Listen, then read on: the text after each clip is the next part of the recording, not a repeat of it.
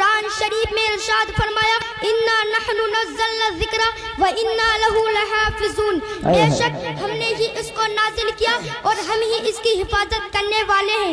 آسمانی کتابیں اور بھی ہیں، آسمانی صحیفے بھی ہیں، مگر ہمارے تمہارے رب نے کسی کتاب کی ذمہ داری نہیں لی۔ آسمانی کتابیں بھی ہیں، دنیاوی کتابیں بھی ہیں، انجیل بھی ہے، توریت بھی ہے، زبور بھی ہے، قرآن مجید بھی ہے۔ اللہ تعالیٰ نے صرف قرآن مجید کی ذمہ داری لی اور بلندی کو سمجھنے کے لیے ایک مثال بیان کرنی ہے۔ اگر ہم ساری کتابوں کو سمندر کے اندر ڈال دیں، توریت کو سمندر کے اندر ڈال دیں، زندہ باد زندہ باد زندہ باد، رامائن بے شک بے شک، بہت خوب، ڈال دیا جائے، رام چرتمان کو سمندر کے اندر ڈال دیا جائے، بھاگوت پران کو سمندر کے اندر ڈال دیا جائے، اپنشد کو سمندر کے اندر ڈال دیا جائے، قرآن کریم و فرقان حمید کو سمندر کے اندر ڈال دیں، پھر بہت اچھے بہت اچھے، کتابوں کے نام لے کر پکارا جائے، زندہ باد زندہ باد زندہ باد، اے توریت تو آجا، اے زبور تو آجا، اے رامائن تو آجا، اے رام چرتمان تو آجا، اے بھاگوت پران تو آجا، اے اپنشد تو آجا۔ لائق صد احترام سامعین، مگر ساری کی ساری کتابیں خاموش پڑی ہوگی۔ جب قرآن شریف کو پکارا جائے گا تو اس ہندوستان کی سرزمین پر ہزاروں حفاظ کرام سینہ ٹھوک کر کھڑے ہو جائیں گے اور کہیں گے جب تک مسلمان زندہ ہے، مسلمان کے سینے میں اسلام اور قرآن زندہ ہے۔ اے زندہ باد، نعرہ تکبیر، نعرہ رسالت، نعرہ غوثیت، مسلک اعلیٰ حضرت، علماء اہل سنت، نعرہ تکبیر، نعرہ رسالت، زندہ باد۔ بہت اچھی بہت اچھی۔ نہ گھبراؤ مسلمانوں، ابھی خدا کی شان باقی ہے، ابھی اسلام زندہ ہے، ابھی قرآن باقی ہے۔ زندہ باد۔ کافر کیا سمجھتے ہیں جو اپنے دل میں ہنستے ہیں، ابھی تو کربلا کا آخری میدان باقی ہے۔ میرے تمہارے پیغمبر محمد رسول اللہ سارے نبیوں میں لاجواب، میرے نبی پر نازل ہونے والی کتاب قرآن مجید ساری کتابوں میں لاجواب، میرے نبی کی امت ساری امتوں میں لاجواب، میرے نبی کا لایا ہوا مذہب سارے مذہبوں میں لاجواب، میرے نبی کی امت ساری امتوں میں لاجواب، میرے نبی کی گفتار لاجواب، میرے نبی کی رفتار لاجواب۔ حضرات گرامی، وہ قرآن کی بلندی کو دیکھو، اگر یہ قرآن جزدان میں لپٹ کر رحل میں سج جائے تو 30 پارہ ہے، دیکھنا اس کے بارے میں ہے جو آمینہ کی گود میں آنچل رحمت اوڑھ لے، وہ آمینہ کا ماہ پارہ ہے۔ ایک چپ ہو جائے، ایک بول دے، جو چپ ہو جائے وہ کلام پاک ہے اور جو بول دے وہی رسول پاک ہے۔ زندہ باد زندہ باد۔ دو چہرے ہیں، ایک تو تلاوت کے لیے اور ایک زیارت کے لیے۔ جس کی تلاوت کی جائے اسے کلام اللہ کہتے ہیں اور جس کا جلوہ دیکھا جائے اسی کو محمد رسول اللہ کہتے ہیں۔ میرے رب نے قرآن کی ایسی حفاظت کی، ایسی حفاظت کی، اگر جس نے قرآن کے تحفظ کے لیے اپنی جان لٹا دی، میرے رب نے اس کی بھی حفاظت فرما دی۔ آئیے ایسا ہی ایک واقعہ آپ کے روبرو پیش کر دوں۔ ایک غریب مسلمان تھا جس کا نام عبد الرحیم تھا، مگر وہ صوم و صلات کا پابند تھا۔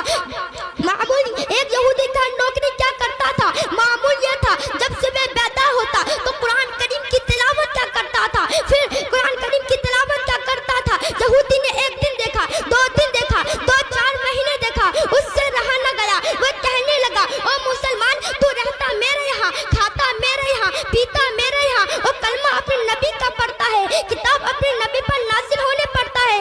اگر تجھے میرے یہاں رہنا ہے تو کتاب میرے نبی کے پڑھے گا، کلمہ میرے نبی کے پڑھے گا۔ مسلمان کہتا ہے ہرگز نہیں، میرے نبی تیرے نبی سے افضل ہے، میرے نبی کا لایا ہوا قرآن تیرے نبی کی کتاب سے افضل ہے۔ یہودی کہتا ہے ایسے افضلیت کا پتہ نہیں چلے گا، چل تو اپنی کتاب آگ میں ڈال، میں بھی اپنی کتاب آگ میں ڈالوں گا۔ مسلمان کہتا ہے ٹھیک ہے۔ اب یہودی نے دن مقرر کر دیا۔ یہودی کہتا ہے اگر جس کی کتاب جل جائے وہ کمتر ہے، اگر جس کی کتاب بچ جائے وہ زیادہ افضل ہے۔ مسلمان کہتا ہے ٹھیک ہے۔ اب مسلمان بیچارہ غریب انسان تھا، نوکری کیا کرتا تھا، اب مسلمان کے پاس کوئی کیمیکل نہیں تھے، کوئی دوائیاں نہیں تھی، وہ قرآن کریم میں لگا دیتا، مگر ادھر یہودی امیر شخص تھا، مالدار شخص تھا، اس نے اپنی کتابوں میں طرح طرح کی کیمیکل لگائے، طرح طرح کی دوائیاں لگائی۔ حضرات اعلان کر دیا گیا کہ فلاں دن مسلمان یہودی میں مقابلہ ہے، مسلمان کی کتاب اور یہودی کی کتاب میں مقابلہ ہے۔ اگر جس کی کتاب چل جائے وہ دعوے میں جھوٹا ہے، اگر جس کی کتاب بچ جائے وہ دعوے میں سچا ہے، مگر وہ مسلمان سبحان اللہ سبحان اللہ سبحان اللہ، زندہ باد زندہ باد. اور دعائیں مانگتا، اے مولا یہ مسلمان یہودی کا مقابلہ نہیں، ایک دشمن اسلام اور مسلمان کا مقابلہ ہے.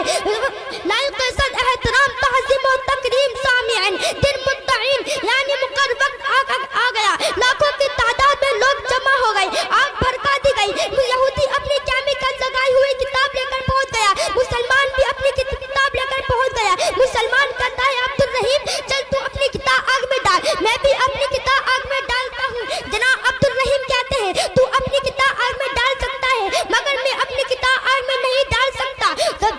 یہودی کہتا ہے کیوں؟ تو مسلمان جواب دیتا ہے آگ میں ڈالنا بے ادبی ہے، تو اپنی کتاب آگ میں لے کر کود جا، میں بھی اپنی کتاب آگ میں لے کر کودتا ہوں. اگر تو دعوی میں جھوٹا ہوگا وہ جل کر راکھ ہو جائے گا، اور تو دعوی میں سچا ہوگا وہ بچ جائے گا.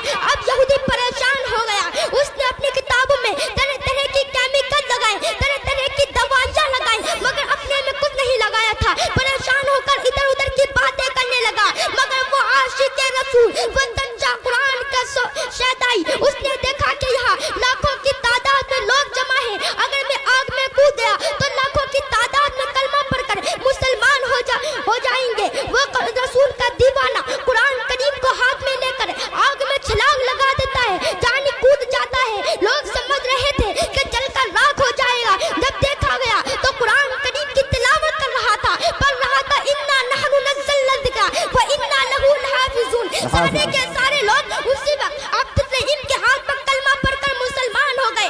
یہ ہے قرآن کی عظمت، یہ ہے قرآن کے اعزاز. اے مسلمان اگر تجھ پر کوئی پریشانی آئے تو قرآن کی تلاوت کر، اگر تو کوئی غم میں مبتلا ہے تو قرآن کی تلاوت کر، اگر تو کوئی بیماری میں مبتلا ہے تو قرآن کی تلاوت کر، اگر اپنی عظمت چاہتا ہے بہت اچھے تو قرآن کی تلاوت کر، اگر وقار چاہتا ہے تو قرآن کی تلاوت کر، اگر انقلاب چاہتا ہے تو قرآن کی تلاوت کر، اگر عرش کے کنگنوں کو سمجھنا چاہتا ہے تو قرآن کی تلاوت کر. اسلام کے مقدس شہزادوں، یہ قرآن یہاں بھی کامیابی دلاتا ہے اور آخرت میں بھی کام آئے گا. یہی قرآن شکل انسان اللہ کی بارگاہ میں حاضر ہوگا. اللہ تعالیٰ اس قرآن کو جنت میں جانے کا حکم دے گا، مگر یہ قرآن جنت میں داخل نہیں ہوگا. پوچھا جائے گا قرآن جنت داخل کیوں نہیں ہوتا؟ تو قرآن فرمائے گا میرے مولا میں تیرا مقدس کلام ہوں، تیرے بندوں نے مجھے پڑھا، میں ان سب کو لے کر جاؤں گا جو مجھے چومتے تھے، جو مجھے اپنے سینے میں لگایا کرتے تھے، جو میری تلاوت کیا کرتے تھے. تو اللہ تعالیٰ فرمائے گا اے میرے مقدس کلام جو تجھے اجازت ہے، جو تجھے چومتے تھے، جو تجھے پڑھا کرتے تھے، جو تجھے اپنے سینے میں لگایا کرتے تھے، جو تجھے چاہتے تھے، ان سب کو لے کر جنت میں داخل ہو جا. تو قرآن اپنے چاہنے والوں کو، اپنے چومنے والوں کو، اپنے چاہنے والوں کو جنت میں داخل ہوگا. جنت کے دروازے کھٹکھٹائے گا، اندر سے آواز آئے گی کون؟ تو قرآن فرمائے گا ان القرآن و معی القاری، میں قرآن ہوں اور میرے ساتھ میرے قاری ہیں. قرآن اپنے قاریوں کو لے کر جنت میں داخل ہوگا. یہ دروازے انہیں کے لیے کھولے جائیں گے. اسلام کے مقدس شہزادوں، پتہ چلا، معلوم ہوا یہ قرآن ہماری یہاں بھی رہنمائی فرماتا ہے اور کل بروز قیامت یہی قرآن ہم سب کو جنت دلائے گا. تو ہم سب کو چاہیے کہ ہم خود بھی پڑھیں اور اپنی اولادوں کو بھی پڑھائیں. میرے نبی ارشاد فرماتے ہیں خیرکم من تعلم القرآن وعلمہ، جس نے قرآن سیکھا اور دوسروں کو سکھایا وہ تم میں سے سب سے بہتر ہے. اللہ تعالیٰ کی بارگاہ میں دعا ہے کہ ہمیں علم سیکھنے اور دوسروں کو سکھانے کی توفیق عطا فرمائے. آمین ثم آمین. وآخر دعوانا الحمدللہ رب العالمین. خوب کے سبل چمن پھول چنے شاد رہے، باغ با جاتا ہوں گلشن تیرا آباد رہے، چمن باقی رہا تو پھول